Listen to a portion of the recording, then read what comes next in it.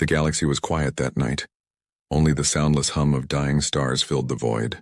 But somewhere far beyond the bright clusters, a weak signal broke the silence. It came from a small colony world named Avelis 9, a green planet once full of life and songs. Now its skies were black with smoke, its oceans burning under the fire of invasion. The Varkan Dominion, a cruel alien empire, had come without warning. They destroyed the orbital defenses in a single strike. Cities fell within hours and their soldiers marched across the ruins. Families hid in the dark, praying to any god who would listen. In a broken control tower, a young alien officer pressed a cracked comm device. Her hands were shaking, her voice dry and broken. Is anyone out there? This is Avelis 9 under attack. We beg for help. Anyone, please. Her message traveled through the empty dark, bouncing between dead satellites. No one answered. Hours turned to days. The Varkans hunted survivors, capturing them for sport, and still, the signal kept repeating, weaker each time, until it reached the outer rim, where humanity's deep space relay caught the faint pulse. At the Earth Deep Relay Station, a technician frowned at the strange tone on his screen. He amplified it, cleaned the static, and heard the voice clearly for the first time. The fear in her tone sent chills down his spine. He called his superior. "Sir, this isn't a human distress code, it's alien, but they're begging for help." Within minutes, the signal was routed to the Human Alliance Council. Admirals, politicians, and scientists gathered around the holographic table. They listened to the recording in silence. Some faces showed pity, others annoyance. It wasn't the first time aliens had asked for help, and it wasn't humanity's job anymore to save the galaxy. After the Omega Wars, Earth had withdrawn from interstellar politics. The Black Fleet, humanity's most powerful armada, had vanished into classified silence. Many believed they were scrapped. Others whispered they still slept, hidden somewhere near Luna, waiting for a command that would never come. One council member sighed, "We can't get involved again. Every time we help, they turn on us later." Another nodded, "The galaxy fears us. Let them handle their own wars." The room was quiet. The decision nearly made, until a man at the end of the table stood up. His uniform dark, his medals old. Commander Reyes, retired Black Fleet officer, looked at the hologram of Avelis 9. He saw the burning cities, the crying children. He clenched his fists. "Fear is not who we are," he said slowly. "When someone calls for help, humanity answers." The council chamber fell silent. Old men exchanged uneasy glances. Reyes looked at them one by one. "You all sit here because once humanity saved you." "Two." He turned toward the screen, voice firm. "Activate the Black Fleet." Hours later, deep beneath the lunar surface, massive hangar doors began to open. For decades, they had been sealed under layers of rock and silence. Now red lights flashed. Sirens echoed through forgotten corridors. Crew members ran to stations that hadn't been manned in years. Engines roared back to life. Ancient AI cores awakened. They spoke in a cold, mechanical voice. "Black Fleet protocol reactivation confirmed." In one hangar stood a ship so large it blotted out the ceiling lights. Nemesis 1, a titan of war, wrapped in stealth plating and armed with weapons no other species dared to build. Its command bridge came alive as power surged through its veins. Monitors blinked on, showing the old insignia of Earth. A blue globe wrapped in a ring of stars. Captain Ilian, a young officer born long after the Omega Wars, saluted the hollow image of Reyes. "Sir, the fleet is ready." Reyes nodded. "Then we launch. Set our course for Avelis 9. The captain hesitated. "Permission to ask, sir, why now? After all these years?" Reyes's eyes hardened. "Because someone cried for help, and the galaxy forgot what that means." As the fleet lifted from the lunar surface, dust and rock exploded into the sky. Thousands of tons of steel and power rose in perfect formation. The people on Earth watched from the night side. Their children pointed at the stars as bright trails burned across the horizon. "The Black Fleet. It's real," someone whispered. News spread fast, faster than light, across colonies and stations.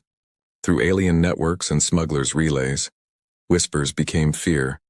"The humans are coming."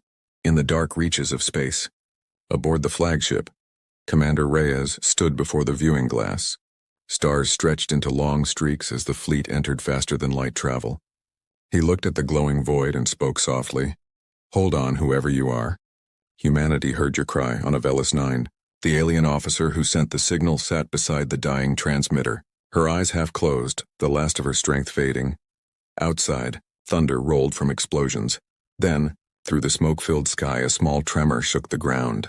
She looked up weakly. The clouds parted and she saw something massive entering the atmosphere. Black silhouettes blocking the sun. Engines like burning stars moving with perfect silence. She whispered, tears in her eyes. They heard us. And far above the world, humanity's most lethal fleet arrived. Silence filled the command bridge of Nemesis 1. Only the low hum of power cores echoed through the metal halls. For the first time in 50 years, the Black Fleet was fully awake. Rows of crew members took their stations. Pilots, engineers, tacticians, all trained in secret. They had grown up hearing stories about the Black Fleet, but none had believed they would be the ones to bring it back to life. Commander Reyes stood before the central holo display. The map of Avelis 9 glowed red. Enemy fleets were orbiting above it like vultures.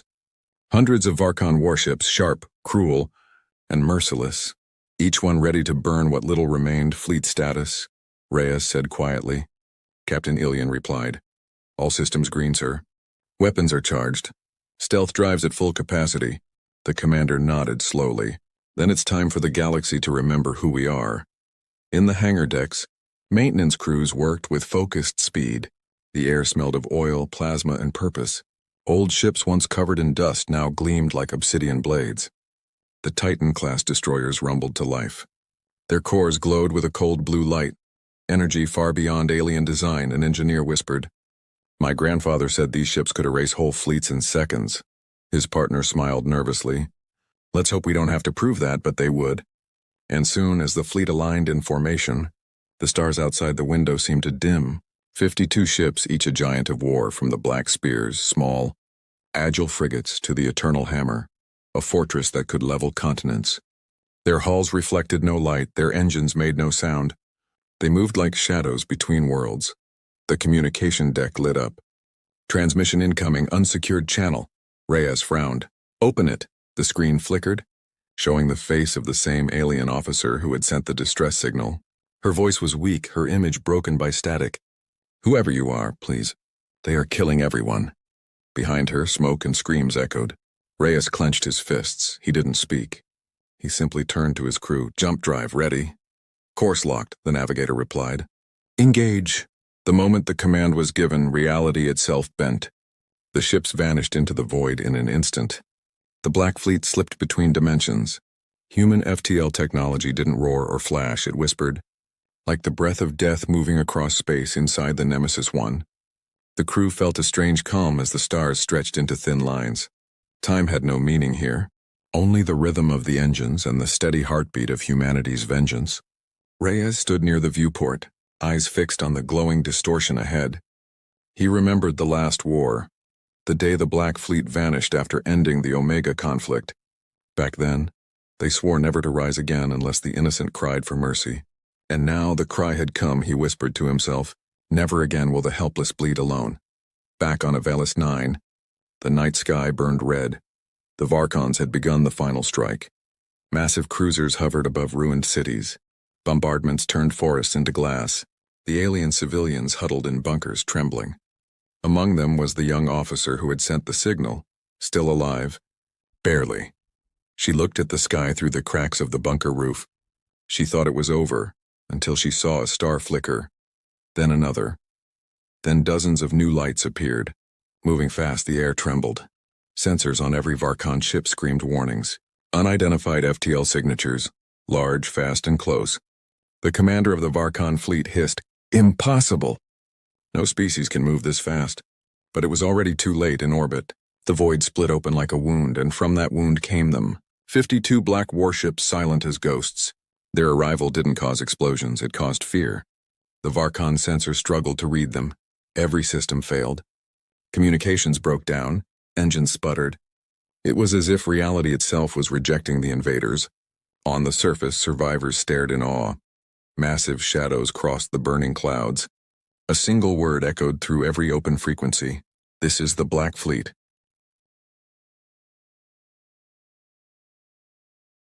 In the bridge of Nemesis 1, Captain Ilian smiled. "They wanted monsters," he said quietly. "Let's give them one." Reyes's eyes were cold and sharp. "Target all Varkon command ships," his voice was steady. "Fire at will." Space lit up. Beams of light cut through the darkness like judgment itself. Each shot was silent, precise, unstoppable. Varkon cruisers exploded without warning, their shields melting like paper. The alien fleet tried to retreat, but the humans were already among them. No sound, no mercy, only perfect destruction. Within minutes, half of the Varkon fleet was gone. Their admiral screamed into his comms, "Who are they? What are they?" The only answer came from a human transmission, a calm female voice from the Nemesis bridge. "We are humanity. You hurt the innocent.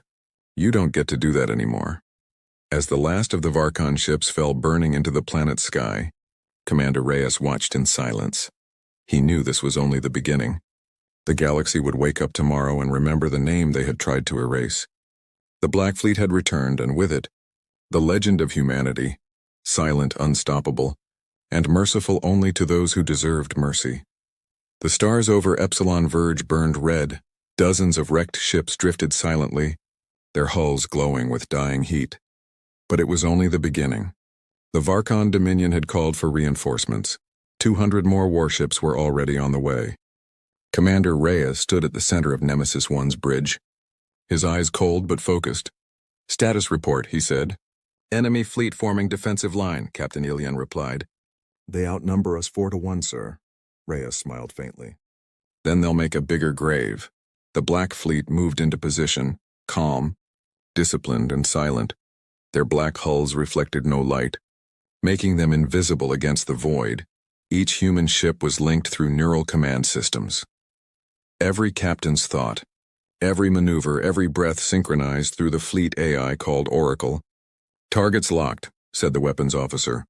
On the main screen, red dots filled the star map. Representing the Varkon ships, each dot pulsed like a heartbeat, alive. Arrogant, unaware of what was coming, the enemy commander, a tall creature covered in bone armor, barked orders. "Crush them!" Humans rely on fear and legend. "Today we break both." His fleet surged forward, energy blasts lighting the darkness. Thousands of plasma bolts raced toward the human ships. But the Black Fleet didn't move, not yet. At the last second, Nemesis One vanished, its stealth field bending light and radiation. The Varkon shots hit empty space, and from behind them the darkness opened. Dozens of human ships appeared like ghosts emerging from a nightmare. "Now!" Reyes ordered. Every cannon fired in unison. White-blue beams lanced through the Varkon formation, cutting ships in half before they even raised shields. Each hit was precise, emotionless. Every kill mattered. Every second counted inside the alien flagship. Chaos spread like fire. "Where are they?" "They're behind us." "No, above!"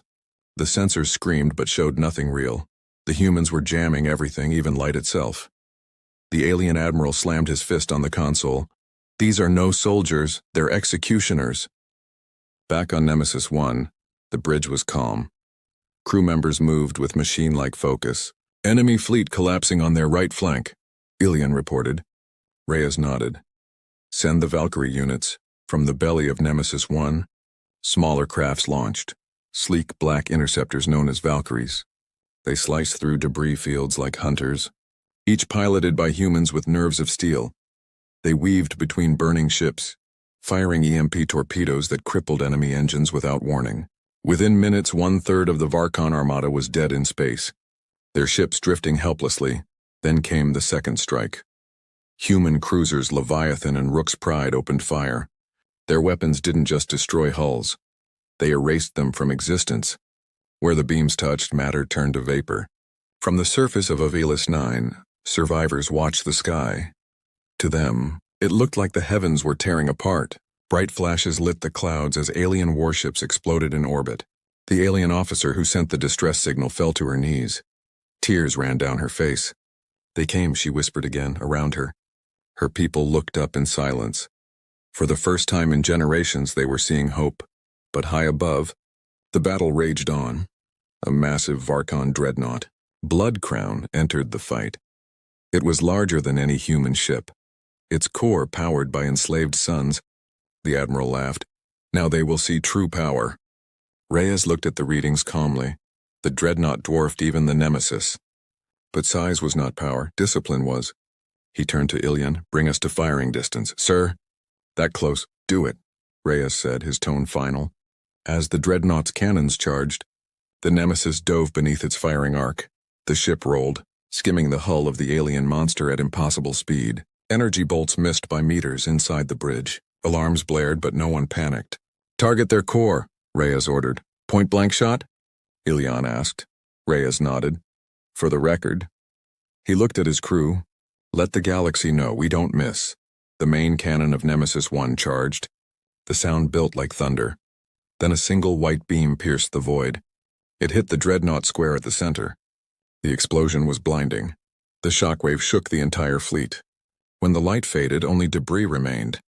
The dreadnought was gone, erased completely. Silence filled the battlefield. The remaining Varkon ships stopped firing. Some tried to run. But before they could jump, Reyes opened a channel. His voice echoed across all frequencies. Cold and calm, you burned their cities. You hunted their children. Now, look at your stars and remember. Humanity heard them cry. Then he gave the final order. All batteries, finish it. Within minutes, the last Varkon signal went silent. Only drifting metal and the hum of the Black Fleet remained. Captain Ilian stood beside Reyes. It's over. Sir? Reyes looked at the stars. No, he said quietly. It's only just begun, far across the galaxy. Other empires were already watching the broadcast. Every leader, every warlord, every slaver. They all saw the same message: the humans were back. And they didn't come to rule, they came to protect. The battlefield was silent. Wreckage floated like dark clouds over Avelis 9, glowing faintly in the starlight. The war was over, but the sky still burned. Inside Nemesis 1, alarms faded into quiet hums. Crew members removed their helmets, their faces pale under the blue glow of the consoles. They had won, but no one smiled. Victory felt heavy. Commander Reyes stood before the vast window, watching the planet below. Cities were ashes, forests were smoke, and oceans shimmered with fire. He spoke softly. We came to stop monsters, not to become them. Captain Ilian approached. Sir, rescue scans show life signs, thousands. Maybe more hiding in the ruins. Reyes nodded. Then that's where we go next. Moments later, dropships left the Black Fleet and descended into the planet's burning atmosphere. Their engines sliced through the smoke like streaks of light. They carried not bombs, but aid. Medic pods, rations, repair drones, and water units. The same ships that had destroyed an armada now landed like angels amid ruin. On the ground, the survivors of Avelis 9 stared in fear as the metal giants descended. They expected more killing instead. They saw humans step out of their crafts, their armor black and scarred, yet their hands carried medkits and blankets. A small alien child hid behind a wall, trembling. A human soldier, tall, tired, eyes soft, saw her. He removed his helmet slowly, knelt and offered a ration pack. It's okay, he said quietly. You're safe now. The child hesitated, then touched his hand, her eyes filled with tears. No one had ever said those words to her before. Across the ruins, humans and aliens worked side by side. Engineers repaired broken generators. Doctors treated wounded civilians. The air filled with the hum of drones and soft human voices to the survivors. These humans seemed like two creatures in one body, warriors of fire and hearts of light. At one site, a young alien medic asked a human technician, Why do you help us? You could have left us to die. The human smiled faintly, wiping sweat from his brow. Because someone once helped us too, he replied. And we remember. From orbit, the Nemesis 1 broadcasted a signal across the system. A message written in simple, calm words: humanity does not conquer. Humanity answers the cry for help. To the innocent, our doors are open. To the cruel, our silence means your end. The message spread through trade networks and pirate relays within hours. In distant spaceports, alien merchants froze mid-drink as they saw the words glowing on public screens. The legend of the Black Fleet was no longer rumor. It was proof. Back on Avelis 9, Reyes walked among the ruins, his boots crunching over glass and ash. He saw human medics carrying alien children. He saw soldiers sharing food with former enemies. And for the first time in years, he felt something like peace. One of the alien elders approached him. Frail and shaking, her voice cracked. You destroyed the Varkon fleet, yet you saved us. Why? Reyes looked up at the sky where human ships glowed faintly. Because power means nothing without mercy, he said. We fight so that someday we won't have to. The elder bowed deeply. Then the stars are safer because of you. Later, in the Black Fleet's medical bay, survivors rested side by side with human crew. A young pilot, arm-bandaged, whispered to a medic, "I didn't know they could cry." The medic smiled gently. "They cry for those who can't." The galaxy had seen many empires, each ruled by fear or greed. But this night it saw something new. A race that fought like demons but rebuilt like saints. A race that burned worlds only to heal them again. Hours passed, the fleet prepared to depart. As the last rescue craft lifted off, the survivors gathered below, waving to the sky. The little girl who had met the soldier raised a glowing shard of light toward the heavens. It was the only beacon she had left. To her it meant hope, on the bridge. Ilian looked at the live feed. "She's signaling us." "Sir?" Reyes smiled faintly. "Then signal back." A beam of blue light flashed from Nemesis 1, a gentle pulse. Like a heartbeat in the dark, the survivors gasped. For them, it was a promise. A silent vow that the humans would return if they were ever in danger again. As the Black Fleet rose toward the stars, their engines glowing softly, the comm officer reported. "Transmission ready, sir." Reyes nodded. "Send it to all open frequencies." The message was short, simple, and final. "This is Commander Reyes of the human Black Fleet, the oppressed called." We answered. "Mercy is our shadow. Justice is our weapon." The signal echoed across systems, and in distant worlds where tyrants ruled, the powerful felt a chill. Because they knew somewhere humanity was watching. The stars were quiet again. The smoke over Avelis 9 had faded, and the Black Fleet hovered in orbit like silent guardians for the survivors. The humans had come and gone like a dream. A storm that brought both fire and salvation. On the bridge of Nemesis 1, Commander Reyes watched the planet shrink into the distance. The blue-green sphere glowed weakly against the dark, scarred by war but alive. He exhaled slowly. "It's done," he said. Captain Ilian stood beside him. "For now, sir. But the galaxy has seen us again." Reyes gave a small nod. "Then let them remember correctly." Across the fleet, repairs continued quietly. Hull plates replaced, engines cooled, and wounded soldiers rested. Every ship bore new scars, each one a story of those who fought and refused to look away. And through the corridors, a single phrase passed between crew members, whispered like prayer. We heard them cry. In the mess hall, a young pilot asked an older engineer, "Do you think they'll fear us again?" The engineer smiled faintly. "They already do," he said. "But fear isn't what matters, it's what they'll learn to respect." Far away, in alien space, transmissions spread like wildfire. Recordings of the battle, fragments of human voices. The image of black ships emerging from light in council chambers across the stars. Leaders argued in panic. They were supposed to be gone. No species can fight like that. Why did they come back? The answer was the same, whispered across every world. Because someone cried for help. And in that simple truth, the galaxy trembled. Back aboard Nemesis 1, Reyes stood in the communication chamber. Before him floated a glowing sphere, an amplifier that could project a signal across every known system. He turned to his officers. "Every eye is watching us now. Let them hear our words clearly." He pressed his hand to the console. The lights dimmed across 1,000 worlds. Screens flickered to life, showing the calm face of a human commander framed by the stars. "This is Commander Reyes of the human Black Fleet. For too long, the galaxy has forgotten what it means to stand for the weak. We have seen your wars, your slavery, your silence, and we will not be silent. We are not your conquerors, nor your saviors. We are the answer to the voice that cries in the dark. If you bring peace, we are your allies. If you bring terror, we are your end." Every word carried through the void like thunder. The message replayed again and again, carried by traitors, smugglers, even pirates. Some worlds cheered, others hid, but no one ignored it on the planet below. The alien survivors gathered around makeshift screens. They watched the human commander speak when the broadcast ended. The same little girl who had been saved raised her glowing shard of light again. She whispered softly, "They came for us when no one else would." In the council halls of the Varkon Dominion, fear turned to silence. The High Admiral stared at reports of total fleet destruction. "Find them," he ordered weakly. Find where the humans hide. But deep down, he already knew. You cannot find shadows that choose to appear only when the stars cry. Meanwhile, in the cold space between worlds, the Black Fleet began its slow return to the edge of known space. They didn't fly in triumph, they flew in purpose. Every ship dimmed its engines to stealth mode. Fading again into the unseen, Captain Ilian broke the silence. "Sir, where will we go next?" Reyes stared out the window, the stars reflecting in his eyes.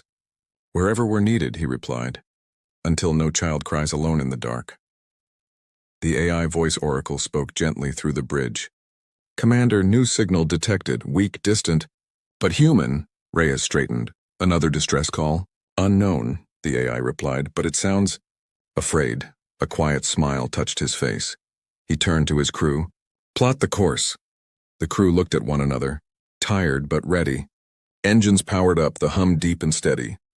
Outside, the Black Fleet formed once more, ships aligning like pieces of fate. Then, with a flash of blue light, they vanished into the stars, far across the galaxy. Children would grow up hearing the story of the day black ships came from nowhere, of how the humans who fought like devils also knelt beside the dying to give them hope, of how the monsters of war became the guardians of peace. And they would whisper it like a legend. When you are afraid and the stars go silent, listen carefully. Because somewhere out there, the Black Fleet still listens too. Back in the void, Nemesis 1 sailed silently through endless night. Inside its command deck, Reyes closed his eyes for a moment. He thought of all the worlds that had been saved and all that still waited. He whispered softly,